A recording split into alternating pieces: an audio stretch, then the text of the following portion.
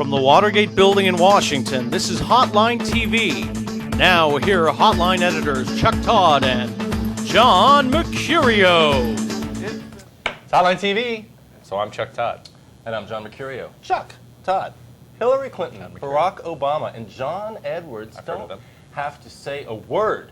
We all know they're running for president. But why are there these veteran, sort of second-tier Democratic candidates who have to tell us a dozen times that they are in this race, that they're running for president? Is experience that meaningless? I think they have to keep saying it again because I think the average major donor in Los Angeles, Miami, and New York, and Chicago don't know they're running. They don't know that Joe Biden is running, or Chris Dodd is running, or Bill Richardson is running. So I think that's why they have to, and Wesley Clark, that's why they have to say it over and over again, because all those folks hear about are 2.5 people. Is it because the Hillary voters Clinton, don't care Barack about experience, Obama, or is it that the media doesn't care about experience? Because what we're talking about at this point is just media exposure and sort of the beauty contest of what the presidential the media campaign doesn't. I mean, they care more. They absolutely care more about the sort of the storyline, and this storyline of Hillary versus Obama just seems too juicy to ignore. So you're playing it up, and John Edwards forces his way into the conversation, so the media reluctantly, okay, we'll include you, and it's the Mr. chicken and the egg Edwards sort of situation, because the media pays more attention to the interesting storyline.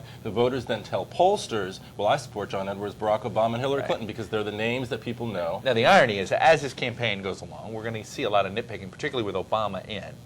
Is that when Obama's in, and we're assuming he is, then the experience thing is going to come Although, up. have we seen those pictures of him in People magazine from his trip to Hawaii? Yeah. The shirtless pictures of him?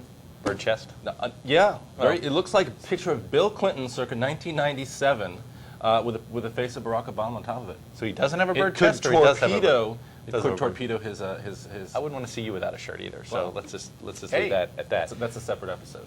But separate. With Obama in the race, website. Experience is going to be brought up, because that's going to be Barack Obama's weakness. Right.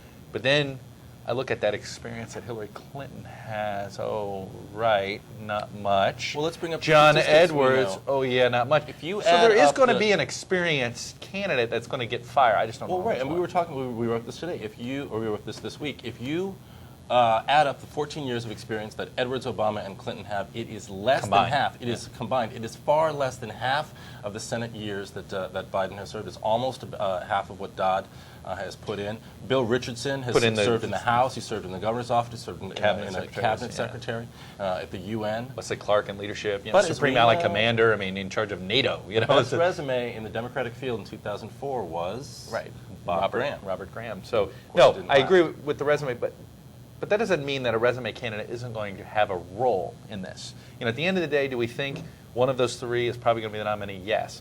But are one of them going to have to get a running mate that has the resume? Right. Yes. Yes, that too. So I think one of them is going to, look, Dodd, Biden, Clark, or Richardson, one of them's going to pop. I don't know which one. I'd bet early I would bet on Dodd, because I think he can raise more.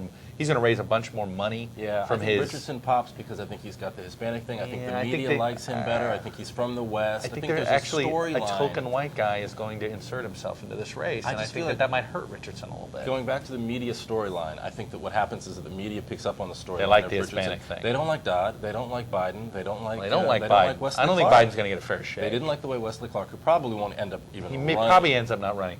I think Dodd ends up getting the honeymoon on this. And who are we not even talking about in this entire conversation? John Forbes Kerry. That does it for today's episode. Join us tomorrow when we'll parse the latest Senate 08 gossip. I'm Chuck Todd, so see you then. And I'm John Mercurio. Thank you for joining us on Hotline TV.